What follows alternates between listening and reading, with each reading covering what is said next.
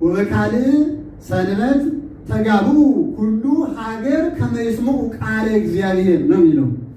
በሁለተኛው ሳምንት ሕዝቡ ሁሉ የእግዚአብሔርን ቃል ይሰሙ ዘንድ ምን አሉ? ጳውሎስ ምዕራፍ 10 ቁጥር 17 ላይ ነግሮናል። አሚንሰ እምሰሚ ወእምሰሚ አሚን በቃለ እግዚአብሔር ክርስቶስ። መስማት ማመን ከመስማት ነው። እስኪ በሉ ማመን መስማት ከመስማት ነው። መስማትም በእግዚአብሔር ቃል ነው። አባታችን ቀሲስ ምህረት ቤታችን እንዲያውቅና አናገርጋይ ክቡራን ወንድሞች ዲያቆናት፣ የሰንበት ትምህርት ቤት መዘምራን፣ እንዲሁም በዚህ ሰዓት የእግዚአብሔርን ቃል ለመስማት በዚህ ቅዱስ ቦታ የተገኛችን የእግዚአብሔር ቤተሰቦች፣ ምእመናን ምእመናት በእግዚአብሔር ፍጹም ሰላምታ ሰላም እላችኋለሁ። እንደምን ዋላችሁ? እንደምን ሰነበታችሁ? በቸርነቱ ስቦ በሀብቱ አቅርቦ ወደዚህ እንድንመጣ ያደረገን እግዚአብሔር አምላካችን ስሙ ይክበር ይመስገን። እግዚአብሔርን የወለደችልን የእግዚአብሔር ከተማ የሥላሴን አንድነት ሦስትነት የተረዳንባት እናታችን እመቤታችን ቅድስት ድንግል ማርያም ስሟ የተመሰገነ ይሁን። ቅዱሳን መላእክት፣ ነቢያት፣ ሐዋርያት፣ ጻድቃን፣ ሰማዕታት፣ ደናግል፣ መነኮሳት እንደየክብራቸው ክብር ምስጋና ይድረሳቸው። አማላጅነታቸው አይለየን። እንደ እግዚአብሔር መልካም ፈቃድ በዚህ ባለን ሰዓት የምንማማርበት የትምህርት ርዕስ የምናደርገው ሕዝቡ ሁሉ የእግዚአብሔርን ቃል ይሰሙ ዘንድ ተሰበሰቡ የሚል ይሆናል።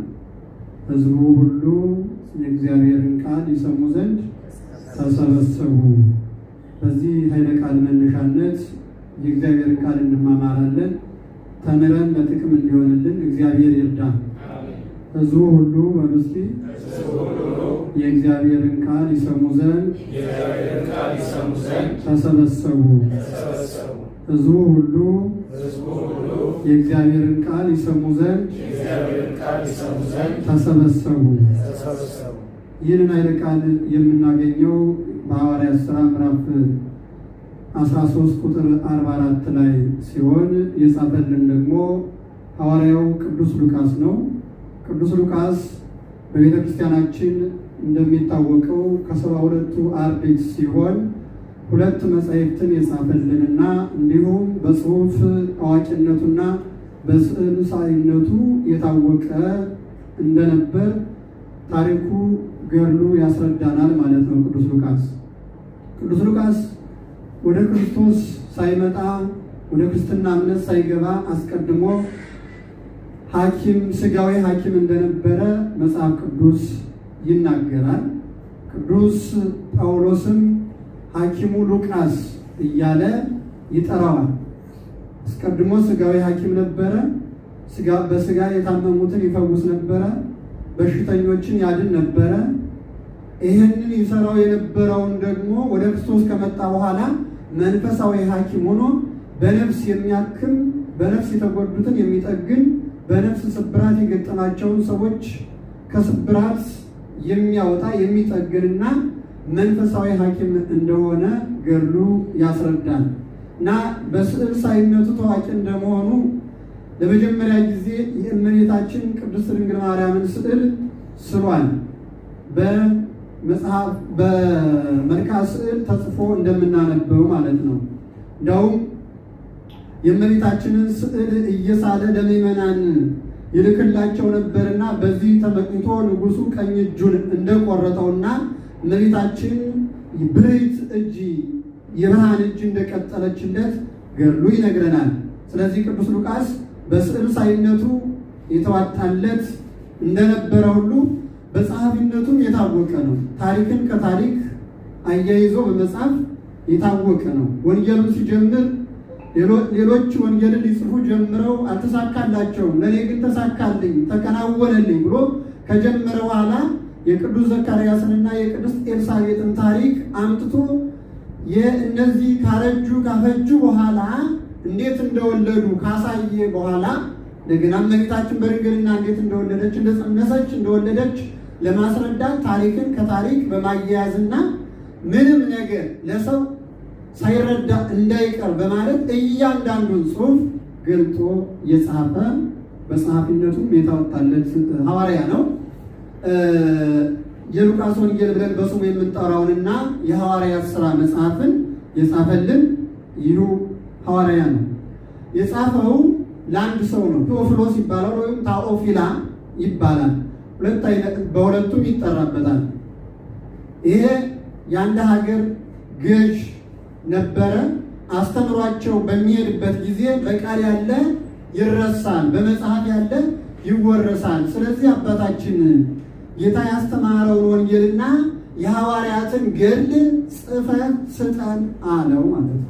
በዚህ ጊዜ ወንጌሉን እንድጻፈለት ቀጥሎም የሐዋርያትን ጌታችን ካረገበት ዕለት ጀምሮ ከደብረ ዘይት ቆመው ቀና ብለው እያዩት ካረገበት ሰዓት ጀምሮ ቅዱስ ጳውሎስ እስከተገደለበት በሮማ አደባባይ ቅዱስ ጳውሎስና ቅዱስ ጴጥሮስ እስከተገደሉበት ሰዓት የነበረውን በኢየሩሳሌም የነበራቸውን ቆይታና የስብከት ሕይወት በጠቅላላ ቅዱስ ጳውሎስ በተለይም እየተዘዋወረ ያስተማረባቸውን ሀገር እያንዳንዷን እየጠቀሰ የሐዋርያትን ዜና መዋዕል ወይም ገድል የጻፈ ትልቅ ሐዋርያ ነው ይህ ቅዱስ ሉቃስ እና ይህ ቅዱስ ሉቃስ ይህንን በጻፈበት በሐዋርያት ሥራ ምዕራፍ 13 ቁጥር 44 ላይ ሕዝቡ ሁሉ የእግዚአብሔርን ቃል ይሰሙ ዘንድ ምን አሉ ነው የሚለን? ተሰበሰቡ ይላል። ምን አሉ? ተሰበሰቡ። እንግዲህ የእግዚአብሔር ቤተሰቦች የእግዚአብሔር ቃል ያሳርፋል፣ የእግዚአብሔር ቃል ያጽናናል፣ የእግዚአብሔር ቃል ሰላምን ይሰጣል፣ የእግዚአብሔር ቃል ከእግዚአብሔር ጋር ያገናኛል። የእግዚአብሔር ቃል ለሰው ልጆች ማይሰራው ነገር የለውም፣ በእጅጉ አስፈላጊ ነው ማለት ነው። የእግዚአብሔር ቃል በብዙ መልኩ በመጽሐፍ ቅዱስ ተጽፎ እናገኘዋለን። በብዙ መልኩ በምሳሌም እንበለ ምሳሌም ተጽፎ እናገኘዋለን እና ቅዱስ ሉቃስ ሐዋርያው ቅዱስ ጳውሎስና ቅዱስ በርናባስ እየዞሩ ወንጌልን በሚያስተምሩበት ጊዜ በተለያዩ ቦታዎችና ሀገራት ሰብከው ወደ ኢየሩሳሌም ተመልሰው በምኩራብ እየዞሩ ያስተምሩ ነበረ። በምን አልኳችሁ? በምኩራብ። በጊዜው አይሁድ የሰሯቸው ምኩራቦች ነበሩ። በእነዛ እየሄዱ በዛ የተሰበሰበውን ሰው ያስተምሩ ነበረ ቅዱስ ጳውሎስና ቅዱስ በርናባስ። በዚህ ጊዜ በቅዳሜ ስለሆነ በጊዜው የሚያስተምሩ አይሁድም የሚሰበሰቡት ቅዳሜ ስለነበረ አንድ ሳምንት አስተምረዋቸው መክረዋቸው ሕዝቡን በትምህርቱ ተደስቶ ከተለያዩ በኋላ በሁለተኛው ሳምንት ነው እንግዲህ ወበካልእ ሰንበት ተጋቡ ሁሉ ሀገር ከመ ይስምዑ ቃለ እግዚአብሔር ነው የሚለው። በሁለተኛው ሳምንት ሕዝቡ ሁሉ የእግዚአብሔር ቃል ይሰሙ ዘንድ ምን አሉ? ተሰበሰቡ። በፊተኛው አስተምሯቸዋል፣ መክረዋቸዋል። የእግዚአብሔርን አምላክነት የኢየሱስ ክርስቶስን አምላክነት ፈጣሪነት አስረድተዋቸዋል። ስለዚህ ትምህርቱን ወደውታል ማለት ነው። መውደድ ብቻ አይደለም። ያለ እግዚአብሔር ቃል እግዚአብሔርን ማወቅ አይቻልም። ያለ እግዚአብሔር ቃል ሕይወት ማግኘት አይቻልም።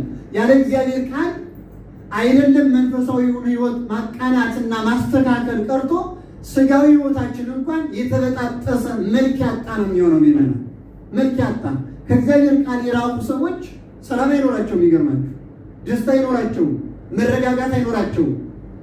በቤተክርስቲያን ያደጉ በሰንበት ትምህርት ቤት ያደጉ ወጣቶችንና ልጆችን ጎልማሶችን አይቷችሁ ከቤተክርስቲያን ርቀው በሰዋዊነት ዝም ብሎ ሰውኛ በቤታቸው ከትምህርት ቤት ወደ ቤታቸው ከትምህርት ቤት ወደ ቤታቸው እያሉ ያደጉትን ሰዎች መዝኗቸው ሕይወታቸው ቀሎ ተበለሻሽቶ የምታገኟቸው በቤተክርስቲያን ያላደጉ የእግዚአብሔር ቃል ያልሰሙ ከቃሉ የራቁ ሰዎች ናቸው።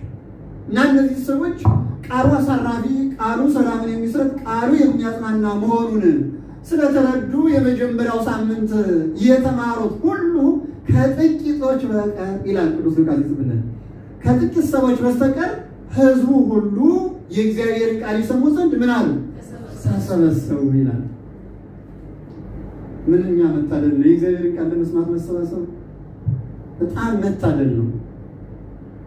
አጉልቶ የነገረንም እሱን ነው። ምክንያቱም የእግዚአብሔርን ቃል ለመስማት መሰባሰብ ጽድቅን ያስገኛል። የእግዚአብሔርን ቃል ለመስማት መሰባሰብ ድህንነትን ያስገኛል። የእግዚአብሔርን ቃል ለመስማት መሰባሰብ የዘላለም ሕይወትንም ስለሚያስገኝ ማለት ነው። ሰው ዘፈን ለመስማት ይሰበሰብ የለም እናውቋለን እኮ ኮንሰርት ሲዘጋጅ የልደቱ ዋዜማ የመስቀሉ ዋዜማ አስቀድሶ ስጋውን ደሙን ከመቀበል ይልቅ ኮንሰርት ቦታ ላይ የሚሰበሰበው ሰው ያንን ስናስብ እኮ ምን ያህል ትውልዱ እንደሞተ ያስረዳናል። ሰው ለዘፈን ሲሰበሰባል ምንም የሚያገኘው ነገር የለም። ጊዜውንም ገንዘቡንም ከስሮ ይመለሳል። ሰው ኳስ ለማየት በየስታዲየሙ ይሰበሰባል። ነገር ግን የሚከፍለውንም ገንዘብ ጊዜውንም አጥቶ ከስሮ ለነዛ ለተጫዋቾቹ እነሱ ለገንዘባቸው ለዝናቸው ለሀብታቸው ይጫወታሉ። ይሄኛው ተመልካቹ ደጋፊው ግን አጨብጭቦ ባዶውን ይመለሳል። አይምሮውንም ከስሮ ጊዜውንም ከስሮ ገንዘቡንም አክስሮ በዛ ሰዓት ብዙ ስራዎችን ብዙ እቅዶችን ያቅድበት የነበረውን ነገር ሁሉ አክስሮ ከስሮ ይመለሳል። የሚያገኘው ጥቅም አለ? የለም። በዘፈን ቤት ተሰብስቦ ጥቅም አገኘው የሚል የለም። በስቱዲዮ እንኳን ስለማየት ተሰብስቦ የሚያገኘው ጥቅም የለም። ዛሬ ደግሞ በየሞባይላችን አድርገነዋል። በሞባይል ላይ ከብቶ ማየት ይሄ ራሱ ጥቅም አለው። አይንን ከማድከም ጊዜን ከማጥፋት ምንም ጥቅም የለውም። የእግዚአብሔር ሰዎች ወደ አይምሮ ልንመለስ ያስፈልጋል። ስለዚህ እነዚህ ሰዎች ግን የተሰባሰቡት የማንን ቃል ለመስማት ነው? የሚገርም እኮ ነው። ህዝቡ ሁሉ ከጥቂት ሰዎች በስተቀር መጽሐፍ ቅዱሳችሁን አንብቡት። ከጥቂት ሰዎች በስተቀር ህዝቡ ሁሉ የእግዚአብሔርን ቃል ይሰሙ ዘንድ ተሰበሰቡ።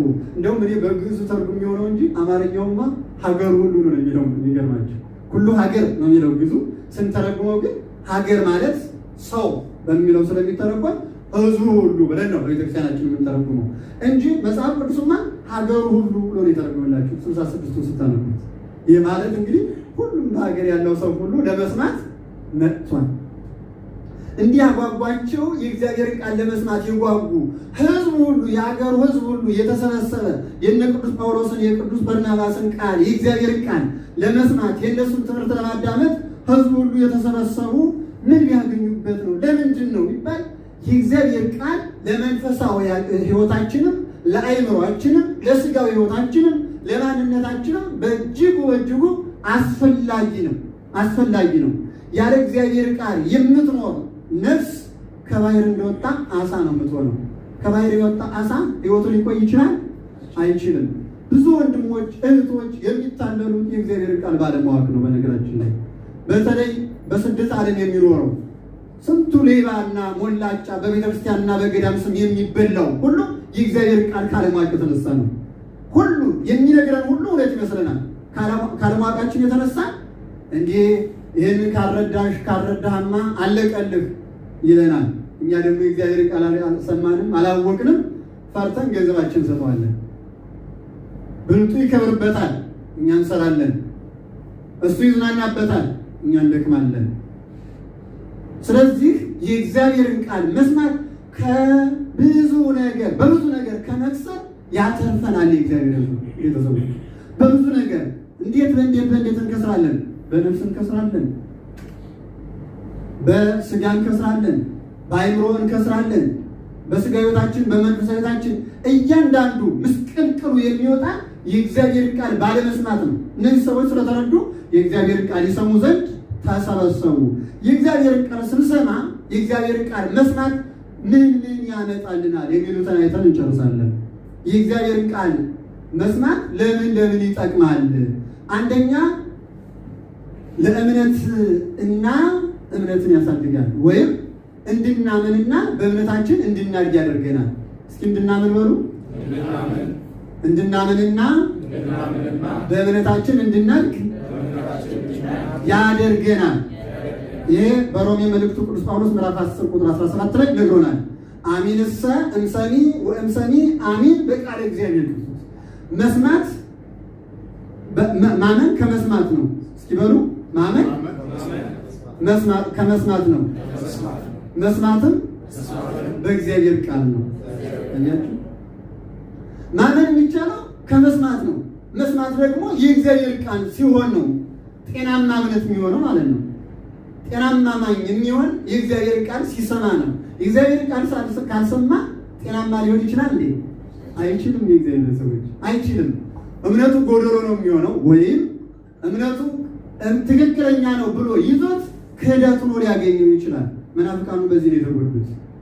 በትክክለኛ መንፈስ የእግዚአብሔር ቃል መስማት ስላልቻሉ ለነሱ በሚረዳቸው በሚፈልጉት መልክ እየቆራረጡ ስለሚሰሙት ተጎዱ።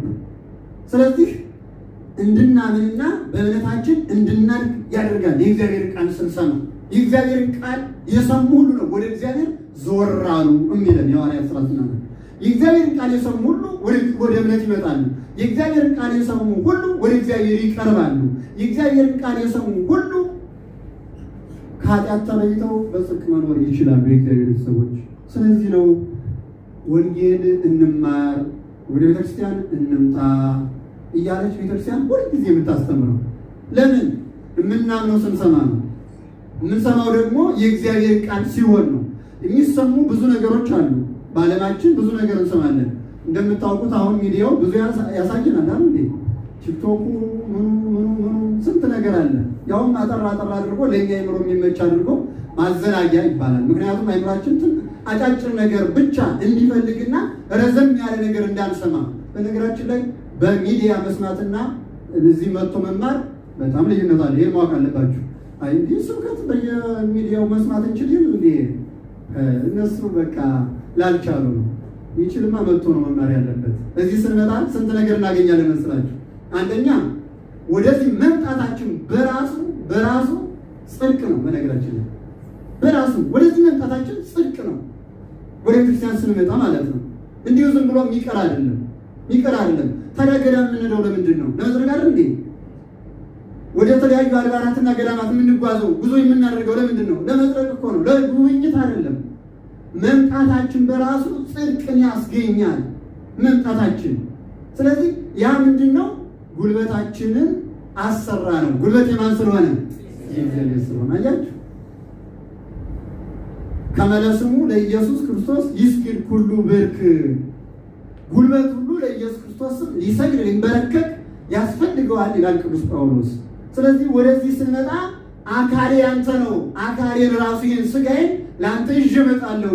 እዚህ መኝታዬ ላይ ወይም አልጋ ላይ ተኝቼ ያንተን ቃል ልሰማ አይገባኝም። ቁጭ ብዬ ከወንድሞቼ ጋር የህብረት ጸሎት አድርጌ በተመስጦ ሰምቼ ተባርኬ ተቀድሼ መመለስ አለብኝ ለማለት ነው። ምንም እንዳታወዳድሩ። ቤታችን ሆነን በሚዲያ የምንሰማቸው ነገሮች ሁሉ ሊባርኩን ሊያጸድቁንም አይችሉም። ይህን ማወቅ አለባችሁ። አንዳንድ ጊዜ በካሴት መዝሙር ይከፍቱና የዘመሩ የሚመስላቸው ሰዎች አሉ። ለትምህርት ሊሆን ይችላል። ከዚያ ያለፈ ግን በካሴት ወይም በሚዲያ የተዘመረ መዝሙር ምስጋና ሊሆን አይችልም። ይህን ማወቅ አለባችሁ። በአንደበታችን ካላቀረብነው በስተቀር ያን አዘጋጅተው የሚሸጡ ሰዎች ለእነሱ ገንዘብ ነው። አጥንቶ ሰው ከዘመረው ቤተክርስቲያን ይጠቅመዋል። በዚያ ግን በሚዲያው ስለሰማው ምንም ሊጠቅሙ አይችልም። እንደ ማጥኛው ሰሩት፣ እንደ መጽሐፍ። ከዚያ ያለፈ ነገር የለውም። ስለዚህ በቤታችን ሆነን የምናከናውናቸው ነገሮች ሁሉ ሊጠቅሙን የሚችሉት ትንሽ ነገር ነው። ወደዚህ መተን ግን እነዚህ ሰዎች እኮ በዚያ በየቤታቸው መስማት ይችሉ ነበረ፣ ኑ እዚህ አስተምሩን ይሉ ነበረ። ነገር ግን ሁሉም የእግዚአብሔር ቃል ይሰሙ ዘንድ ወደ የተሰበሰቡ ወደ ምኩራብ ተሰበሰቡ። አያችሁ፣ መሰብሰብ ብዙ ጥቅም አለው። አንደኛ በህብረት መጸለይ አለ። ሁለተኛ መገናኘት አለ። ሶስተኛ ህብረት አለ። ህብረቱ እንዲሁ ዝም ብሎ ነገር አይደለም። ከመላእክት ጋር ህብረት እናደርጋለን። ከነቢያት ጋር ከሐዋርያት ጋር ህብረት እናደርጋለን። ከምዕመናን ጋር እርስ በርሳችን ህብረት እናደርጋለን። ይህ ህብረቱ ነው ቤተክርስቲያን የሚባለው። የመላእክት፣ የነቢያት፣ የሐዋርያት፣ የጻድቃን፣ የሰማዕታት የእኛም የምዕመናን አንድነት ስለሆነ ቤተክርስቲያን ተብሎ የሚጠራው። ቤተክርስቲያን ህብረቷ የሚገለጠው ወደዚህ መተን ስንሰማ ብቻ ነው። በንጥል በየብቻችን በየቤታችን ሆነን የምናደርጋቸው ነገሮች ሁሉ በቂ ሊሆኑ አይችሉም። ስለዚህ ነው ወደ ቤተክርስቲያን መጥቶ መጸለይ፣ ወደ ቤተክርስቲያን መጥቶ መማር፣ ወደ ቤተክርስቲያን መጥቶ ማስቀደስና መቁረብ ያስፈልገው። ስለዚህ ወደ ቤተክርስቲያን መጥተን እንድንማር ያስፈልጋል። ስንማር ደግሞ የእግዚአብሔር ቃል እንሰማለን። የእግዚአብሔር ቃል ስንሰማ እናምናለን። ያላመኑት ያምናሉ። ያመኑት ደግሞ በእምነታቸው እየበረቱ ይሄዳሉ። ስለዚህ የእግዚአብሔርን ቃል መስማት እምነትን ያሳድጋል። ለአማኞች እምነታቸውን ያሳድግላቸዋል። ላላመኑት ደግሞ እንዲያምኑ ይረዳቸዋል። ስለዚህ ነው የእግዚአብሔርን ቃል የምንሰማው። ስለዚህ ነው። ሌላኛው ሁለተኛ የእግዚአብሔርን ቃል ስንሰማ ድህነትንና የዘላለምን ሕይወት እናገኛለን። የሚገርማችሁ ድህነትንና ተናገሩ እንጂ ድህነትንና የዘላለምን ሕይወት እናገኛለን። የዮሐንስ ወንጌል ምዕራፍ 5 ቁጥር 24 ላይ ስታነቡ አማን አማን እብለክሙ ዘይሰምዕ ቃሌየ ወየአምን በዘፈነወኒ ይረክብ ሕይወተ ዘላለም ወይሐውር ውስተ ደይን አላ አደወ እሞት ውስተ ሕይወት። እውነት እውነት እላችኋለሁ ቃሌን የሚሰማ በላከኝም የሚያምን የዘላለም ሕይወትን ያገኛል። ከሞት ወደ ሕይወት ተሻገረ እንጂ ወደ ፍርድ አይሄድም ብሎ ጌታችን ኢየሱስ ክርስቶስ በማይታበል ቃሉ ተናግሯል። እውነት እውነት እላችኋለሁ ቃሌን የሚሰማ አያችሁ፣ በላከኝም የሚያምን የዘላለም ሕይወት ያገኛል። የእግዚአብሔርን ቃል የምንሰማው ለድህነት ነው፣ ለዘላለም ሕይወት ነው። እንዲሁ ሰማን ለማለት ወይም እንደ ዜና ሰምቶ ለመሄድ አይደለም።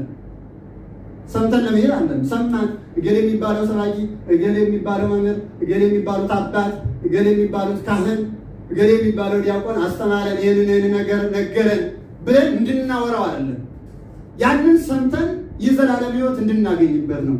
የዘላለም ሕይወት የሚሆነው ደግሞ ሰምተን ስንኖረው ነው። የእግዚአብሔር ሰዎች የእግዚአብሔርን ቃል መስማት ብቻውን በቂ ነው እንዴ? አይሆንም። አንዳንድ ጊዜ ራሳችን እያሳትን ስለምንሰማ ማለት ነው።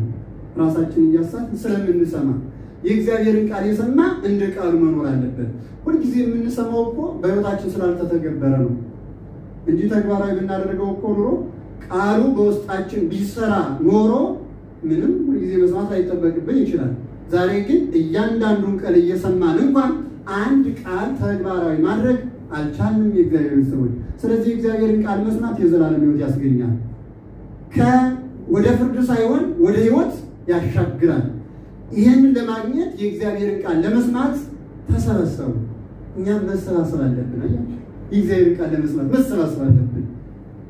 መሰባሰብ ወደዚህ መጥተን ስንሄድ እኮ ደስታ ነው የሚሰማን። አስቀድሳችሁ ስትሄዱ የሚሰማችሁና እዚያ ወደ ጭፈራ ወይም ወደ ከተማ ስትዞሩ ቆይታችሁ ወደ ቤቶቻችሁ ስትመለሱ የምታገኙት ደስታ አንድ አይነት ነው እንዴ? አይደለም። በጣም ልዩ ነው። ሳታስቀድሱ በቀራችሁ ቀንና ባስቀደሳችሁ ቀን እንኳን ያለውን ልዩነት አስቡት።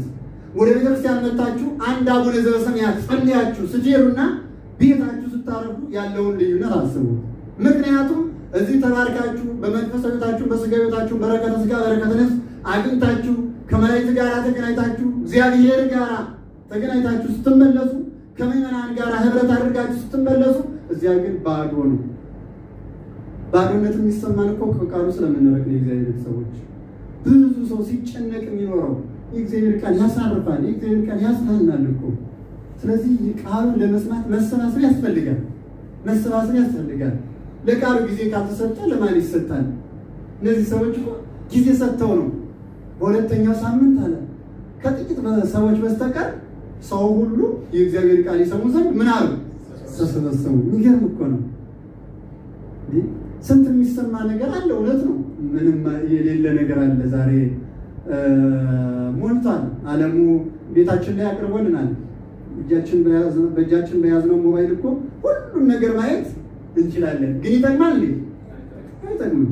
በደንብ ልብ ብለን ልናስተውል ያስፈልጋል። ቤታችን እንኳን ቢሆን ራሱ በሞባይላችን ዝም ብለን ስክሮል እያደረግን የምናየው ቲክቶክ፣ ፌስቡክ፣ ማንኛውም ኢንስታግራም፣ ሌላውም ጥቅም የለው።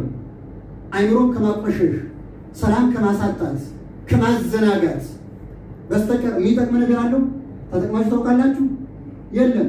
ገንዘብ የሚሰሩበት ሊጠቀሙ ይችላሉ። እነሱ ስራቸው ገንዘብ ለማግኘት ስለሆነ የሚሰሩት ማለት ነው። ግን ያንን የምናይ ሰዎችስ እንጠቀማለን እንዴ? አንጠቀምም። ደግሞ ይሄ በተለይ ቲክቶክ ፕላትፎርም አደገኛ ነው። ምክንያቱም እንደዚህ ስትሉ ሌላ ነው የሚመጣው። ይሄኛ ዩቲዩብ ላይ ብትገቡ ረዘም ያለ ስለሆነ ደቂቃው የሚወስደው ያሰለቻል አይደለ? ስብከቶችን እኮ ሰው የማይከታተል ለዚያ ነው። ነገራችን ላይ ለምን ረዘም ያሉ ስለሚሆኑ ስክሮል አይደረጉም። ያኛው ግን አጭር እንደ ማስታወቂያ አጠራጠር ያሉ ስለሆኑ አይምሮውን እያዘናጉ ይችን አይችል ጨርስ ሲል ደግሞ ያኛው አዲስ ነው። ይችን ሌና አበቃለሁ እዘጋዋለሁ ሲል ደግሞ ያኛውም ሌላ አዲስ ነው። ከዛ እንዲህ እያደረገ እያዘናጋ እንቅልፉን አስትቶ ስራውን አዘንግቶ ማልዶ መነሳት ተነስቶ ወደ ስራው መሄድ እንደነበረበት ይረሳውና ተኝቶ ያረፍዳል። ከዛ ሊሄድ ሲል ራሱን አሞት የራሱን ዛት ተነስቶ እየተገዛገዘ ወደ ስራ ይሄዳል። ስራውም ሳይሳካ ነገሩን ሙሉ ተወልጆ ይቀራል። የእግዚአብሔርን ቃል መስማት ከዚህ ሁሉ ያሳርፋል። ጊዜያችንን በከንቱ እንዳናባክን ያደርገናል። አላባክኑ መጥቶ ይማር። ስለዚህ መምጣት አለብን፣ መሰባሰብ አለብን። ለእግዚአብሔር ቃል ጊዜ ያልሰጠ ሰው እንዴት ነው እግዚአብሔር ስለሱ ጊዜ የሚሰጠው? ይህን ማወቅ አለብን። እኛ ለእግዚአብሔር ጊዜ ስንሰጥ የሰጠን እኮ ጊዜውን እሱ ነው። ማን የሰጠን? እርሱ ነው እኮ የሰጠን ጊዜ። ጊዜ እግዚአብሔር ነው፣ እኛ እንድንጠቀምበት የተሰጠ ስጦታ ነው። ለመጀመሪያ ጊዜ በነገራችን ላይ እግዚአብሔር ለሰው ልጅ የሰጠው ስጦታ ጊዜ ነው። ጊዜ ነው። በጊዜ መክበር አለ፣ በጊዜ መዋረድ አለ፣ በጊዜ ከፍ ከፍ ማለት አለ፣ በጊዜ መውደቅ አለ። በጊዜ ውስጥ ሁሉ ነገር ይከናወናል። በጊዜ ውስጥ ነው መጽደቅ የሚቻለው፣ ኃጢአት ሰርቶ መኮነን የሚቻለው። ስለዚህ የሚሰጠንን ስጦታ ከዚያች ከፍሎ መስጠት። ባለፈ ተናግሬያለሁ። የጊዜ አስራት አለ ያቻለሁ አይደል? ሰምታችሁ ከሆነ ከጊዜ አስራት ይሰጣል። 2 ሰዓት ከ40 ደቂቃ ይቅርታ 2 ሰዓት ከ24 ደቂቃ የእግዚአብሔር ነው። ወይም አስሉት ለማንኛውም ከ110 አይደለም ሌላ ገንዘብ የሚሰጠው 14 አትከፍሉም እንዴ? ይህ ግድ ነው። ደግሞ አንዳንድ ጊዜ አሏችሁ አንዳንዱ አታላይ የሰማሁት አለ። ኧረ እዛ የተቸገረ ቤተክርስቲያን ነው እንጂ መስጠት ምን ያደርጋል እዚህ መስጠት የሚሉ አሉ። እነዚህ በላተኞች መስጠት የለ የምትገለገሉ ለምሳሌ ኳታር ያለው ይማን እዚህ ለስላሴ እንጂ መስጠት የሚችሉት ሌላ ይሰጡ አይቆጥርላቸውም እግዚአብሔር። አስራት ከ110 ብር እንደው 1000 ምናምን ደሞዝተኛ ቢሆን ራሱ እንደው ሌላውን እንተውና ያጭር ስለሆነ 100 ብር መክፈል አለበት። ግን ላለበት ቤተክርስቲያን ነው እንዴ? ለየታልኳችሁ አለበት ቤተክርስቲያን። ከዚያ ውጭ ሊሰጥ አይቆጠርለትም። እንዳባከነ ተቆጥሮ እንደውም ያስቆልማል። እንደዚህ የሚያታልሉ አሉ። የኔቲዎች ሳንቲም ለራሳቸው ለመሰብሰብ የሚፈልጉ ሌቦች፣ አጭበርባሪዎች፣ ያው በስም ካህናት ካባ ለባሾች ሊሆኑ ይችላሉ። ግን እውነቱን ሸፍኖ ያችን ገንዘብ ለመውሰድ የሚያጭበረብሩ ማለት ነው። ለግለሰብም አይሰጥም፣ ለካህንም አይሰጥም። ለማን አይሰጥም? ለቤተክርስቲያን ብቻ። አስራታችሁን ላኩ የሚሉ ደግሞ አሏቸው ታሪዎች። ስለዚህ እግዚአብሔር ቤተሰቦች ወደ እግዚአብሔር ስንመጣ ጊዜን የሰጠ እግዚአብሔርን ስለሰጠን አመስግነን ቃሉን ስንሰማ ለእኛም ጊዜ ይሰጠናል። የጤና ጊዜ ይሰጠናል፣ የስራ ጊዜ ይሰጠናል፣ እድሜ ይሰጠናል። ሁሉ የእርሱ ስለሆነ ስጦታውን ሙሉ በሙሉ ተቀብለን መሄድ እንችላለን። ስለዚህ የእግዚአብሔርን ቃል ለመስማት ምን አሉ? ተሰበሰቡ። ድግስ ለመብላት አይደለም፣ ለጨዋታ አይደለም። ይህ እግዚአብሔርን ቃል ለመስማት ነው። ያችን በሰጣቸው ጊዜ ሐዋርያትን ሲያገኙ ለመማር መጡ። እኛም መምጣት መቻል አለብን። ጊዜ መስጠት አለብን። ጊዜ ሁሉ ያልፋል። እንደ ዋዛ ነው የሚያልፈው። ህይወታችን የምንጠራበትን ጊዜ አናውቅም። ወንድሞቻችን እህቶቻችን ሳናስብ ከወገናችን ይሄዳሉ። ሞት በቃ እየመጣው ነው ብሎ አስጠንቅቆ አይመጣም። አሁን ባለፈ ማታ ሌሊት ላይ መንግስት የሚልክልን ነበር አለ መሴጅ እየጻፈልን ነበር አለ በሞባይላችን እንዲህ ሊሆን ነው ተዘጋጁ፣ ወደ መስኮቱ እናትጠቁ ምናምን ሲለን ነበር አለ። እንደዛ ብሎ ይመጣል ሞት። ወዳጆች እየመጣው ነው ተዘጋጁ፣ በቃ እንዲቹ ነው ቆየ አይልም። መጥቶ ላጣሩ ይዞ ነው ጊዜ አይሰጥም። ስለዚህ ጊዜ መስጠት አለብን። እንደኛ ለእግዚአብሔር ጊዜ ከሰጠን ደግሞ እግዚአብሔር ጊዜ ይሰጠናል። የመዘጋጃ ጊዜ፣ የንስሐ መግቢያ ጊዜ፣ የምንፈልገውን ነገር በዚህ ምድር ላይ ልንሰራው ያቀርነውን ነገር ሁሉ እስክንሰራ እግዚአብሔር እድሜ ይሰጣል፣ ጊዜ ይሰጣል። ይህ የታመነ አምላክ ስለሆነ ማለት ነው። ስለዚህ የእግዚአብሔርን ቃል ለመስማት መሰባሰብ፣ ጊዜ ለሰጠ ለእግዚአብሔር ጊዜ መስጠት እጅግ አትራፊነት ነው። የሆነ የከሰርን እንዳይመስለን። አንዳንድ ሰዎች የከሰሩ ስለሚመስላቸው ማለት ነው ወደ ቤተክርስቲያን ስለመጡ የከሰሩ ነው የሚመስላቸው። መጠጥ ቤት ሲሄዱ፣ በዛ ሲጨፍሩ ሲያመሹ፣ ተራ ወሬ ሲያወሩ፣ ተሰብስበው ቁጭ ብለው ሌላውን ሲነጋገሩ የከሰሩ አይመስላቸውም። ወደ ቤተክርስቲያን ሲመጡ ግን የከሰሩ የሚመስላቸው ሞኞች አሉ። ሞኞች ስለዚህ ሞኝ እንዳንሆን የእግዚአብሔርን ቃል ለመስማት እንደ እነዚህ ክርስቲያኖች ወደ ቤተክርስቲያን መምጣትና መሰባሰብ ይገባናል ነው የእግዚአብሔር ሰዎች። ሶስተኛ የእግዚአብሔርን ቃል መስማት ለሕይወታችን ለመንገዳችን መብራት ነው። ለሕይወታችንም ለመንገዳችንም ምንድን ነው? መብራት ነው። መዝሙር 118 ቁጥር 105 ላይ ስታነቡ ኖን ማይቶት ለእግሬ ሕግከ ብርሃን ለፍኖቴ፣ ሕግ ለእግሬ መብራት ለመንገዴ መብራት ነው ይላል። አያችሁ፣ የእግዚአብሔር ቃል ሕጉ ምንማረው ትምህርት በመንገዳችን መብራት ይሆንልናል። መብራት ይሆንልናል። እንደዚህ እንደ ፋና ወይም እንደ ባትሪ እያበራ ነው እንሄዳለን ማለት አይደለም። በመንገዳችን ሁሉ የሚመጣውን ነገር የጥፋት የክፋት ነገር ሁሉ ማጥፋት ይችላል። ለምን? እግዚአብሔር እየቀደመ እዚህ መጽሐፈ መነኮሳት የምታገኙት ታሪክ አለ። አንድ አባት በጫካ ውስጥ ሲሄዱ እንቅፋት መታቸው። ምን አልኩት? እኔ ወደ ክርስቲያን ነው የምለው፣ እግዚአብሔር እንቅፋት እንደዚህ አርጎዶ በጣም ነው የጎዳቸው እና ያንን እስኪያስሩ ምን እስከሚሉ የተወሰኑ ወደ 30 ደቂቃ ያህል ዘገዩ። ለካ እግዚአብሔር ኑሯል ያዘገያቸው። ፊት ላይ አንበሳው አንዱን ሰው ገርሎ ሲበላው በልቶት ሄዶ አገኙት። እሳቸው ቢሄዱ ኑሮ ይበሉ። እግዚአብሔር እዚያ ላይ ሲያስቀምጡ አባቶቻችን እንቅፋት እንዲመታ አድርጎ እንኳን አዘግይቶ አንተን ይጠብቅሃል ብሎ አስቀምጧል። መጽሐፍ ቁጥር ማር ይሳጋል። እንቅፋት እንዲመታ አድርጎ እንኳን እውነት ነው። እንቅፋት ሲመታን ጉዳት ነው፣ ግን አንበሳን በብላቱ ግን ሞት ነው። አያችሁ፣ በብዙ መልኩ ነው እግዚአብሔር የሚጠብቀን፣ በብዙ መልኩ። ስለዚህ የእግዚአብሔር ሕጉ ለእኛ መብራት ነው፣ በመንገዳችን ይመራናል፣ መሪያችን ነው። ያለ እግዚአብሔር ቃል የወጡ ወድቀዋል።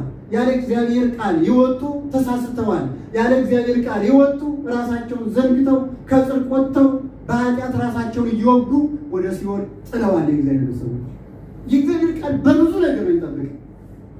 መብራት ነው። መብራት የያዘው ሰው እንቅፋት ይመታዋል። አሁን ፀሐይ ከሌለ አርቲፊሻል መብራት ነው የምንጠቀመው። ሞባይላችን ልናበራ እንችላለን፣ ሌላም ልናበራ እንችላለን። ሰው ሰራሹ ማለት ነው። ለምን? እንቅፋት እንዳንመታ እንዳንወድቅ ነው። አያችሁ፣ በኃጢአት እንዳንወድቅ ደግሞ የእግዚአብሔር ቃል ምን ይለናል? ይጠብቀናል። በጆሮአችን አትዝሙት፣ አትስረቅ፣ እግዚአብሔር ያዝንብሃል። ስንማር ነው ይሄ። ካልተማር ካልሰማነው ግን ህሊናችን ላይ ሊያቃጭል የሚችል ነገር አይኖርም። ሰው በሚስቱ ላይ ሲማልግ የምታገኙት፣ በባሏ ላይ የምትማልግ ፍቅረኛ ያለችው ብሎ ትቶ የሚሄደው ይህ ሁሉ የሚያቃጭልበት የእግዚአብሔር ቃል ስለሌለው እኮ ነው። ያለውማ እንግዳ እንጂ እኮ ቃል ገብቻለሁ፣ ልጆች አሉኝ፣ እንዴት ላደርገው እችላለሁ ብሎ ያስብ ነበረ። የእግዚአብሔርን ቃል ስላልተማረ ይሄዳል። ትውልዱን ይውጥ። አሁን ምን ላይ እንዳለ ምን ላይ እንደቆመ ትውልዱን ማየት ነው። እንግዲህ ሚዲያው እያሳየን ነው ማለት እያሳየን የእግዚአብሔር ስለ ስለዚህ የእግዚአብሔር ቃል በመንገዳችን መብራት ነው ማለት በኃጢአት እንዳንሰነካከል፣ በኃጢአት እንዳንወድቅ፣ ሕግ እግዚአብሔርን ጥሰን ከእግዚአብሔር ሕግ ወጥተን ራሳችን እንዳንጎዳ በስጋም በነፍስም ይጠብቀናል።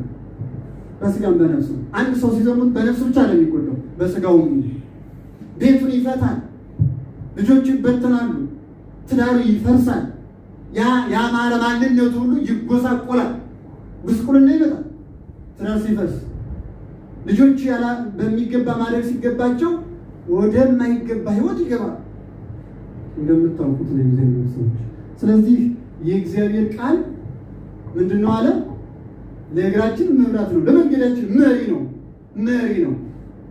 የእግዚአብሔር ቃል እንዲመራን ወደ እርሱ እንዲያቀርበን እኛ መፍቀድና ለመስራት መሰባሰብ አለብን። የእግዚአብሔር ሰዎች ሌላው የእግዚአብሔር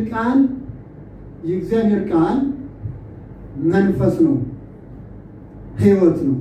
ይህንን የሚነግረን ራሱ ጌታችን መድኃኒታችን ኢየሱስ በዮሐንስ ወንጌል ምዕራፍ 6 ቁጥር 61 ላይ ነው። እኔ የነገርኳችሁ ቃል መንፈስ ነው፣ ህይወት ነው ይለናል። ስለዚህ መንፈስ ከሆነ ደግሞ እኛን መንፈሳውያን ያደርገናል።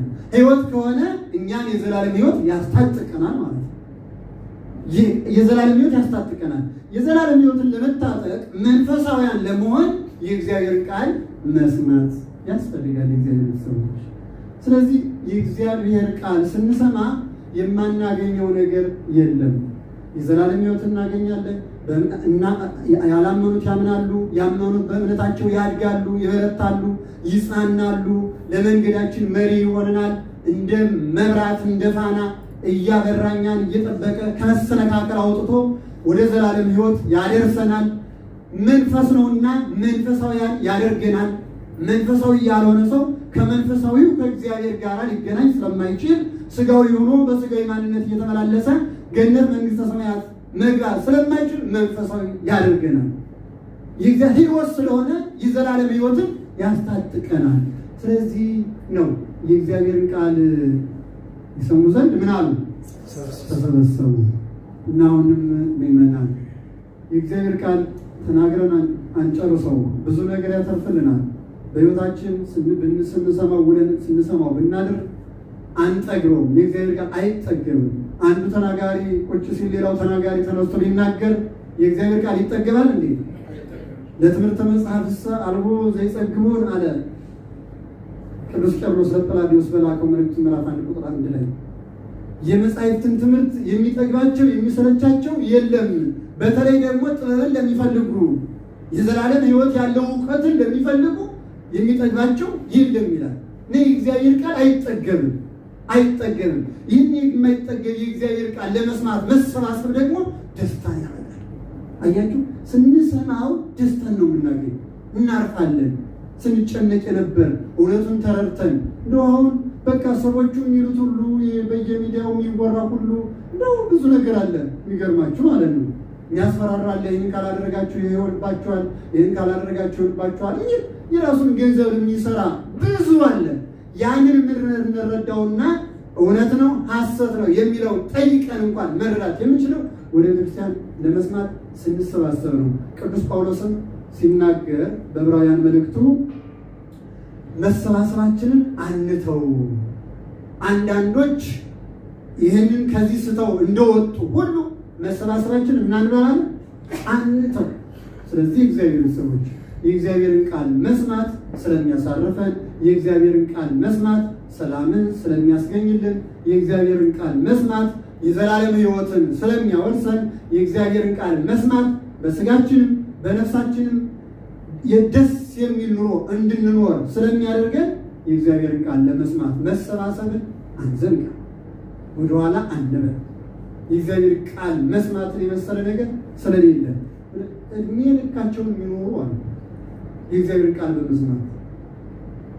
እኔ ደብረ ሊባኖስ ተወልደው ያደጉ አሁን ጎንደር የሚኖሩ እድሜ ልካቸውን አቋቋሙን ሲጨርሱ፣ ቅኔውን ሲጨርሱ፣ ድጓውን ሲጨርሱ፣ ዝማሬ መዋሥዕቱን ያንን ሲጨርሱ፣ ትርጓሜ ቤት ብሉይን ሐዲሱን ሊቁን መነኮሳቱን ሲሉ አሁን እዚያ ጎንደር መንበረ መንግስት አጠገብ ሐመረ ሰለስቱ ቤት የሚባላል የመጽሐፍ መነኮሳት ትምህርት ቤት እዚያ አርጅተው ቁጭ ብለዋል።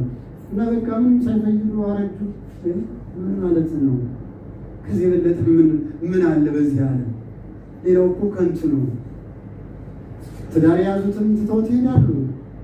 ገንዘብ የሰበሰቡትም ትተውት ይሄዳሉ። ባለስልጣኑም ስልጣኑን ትተውት ይሄዳል።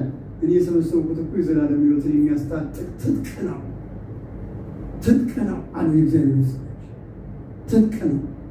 ስለዚህ የእግዚአብሔር ቃል መታጠቅ ያስፈልጋል። ቅዱስ ጳውሎስም በኤፌሶን ምዕራፍ 5 ቁጥር 17 ላይ ሲናገር ንስሑ ሰይፈ ዘመንፈስ ቅዱስ ዘውቱ ቃል እግዚአብሔር፣ የመንፈስ ቅዱስን ሰይፍ ያዙ። ይኸውም ምንድን ነው አለ? የእግዚአብሔር ቃል ነው። የማን ቃል ነው? የእግዚአብሔር ቃል ነው። አያችሁ፣ ዲያብሎስን ድል የምንነሳበት እሱን የምናሸንፍበት ሰይፋችን ምንድን ነው ከተባለ የእግዚአብሔር ቃል ነው። ሰይፍን ያዙ ዘውቱ ቃል እግዚአብሔር፣ ይኸውም የእግዚአብሔር ቃል ነው። የእግዚአብሔር ቃል የታጠቀ ሰው ዲያብሎስን ድል መንሳት ይችላል። ያ ማለት ምን ማለት ነው? ዋሽ ሲለው አይዋሽም፣ ስረቅ ሲለው አይሰርቅም፣ ዘሙት ሲለው አይዘሙትም። የእግዚአብሔር ቃል አይምሮ ላይ ተጽፏል።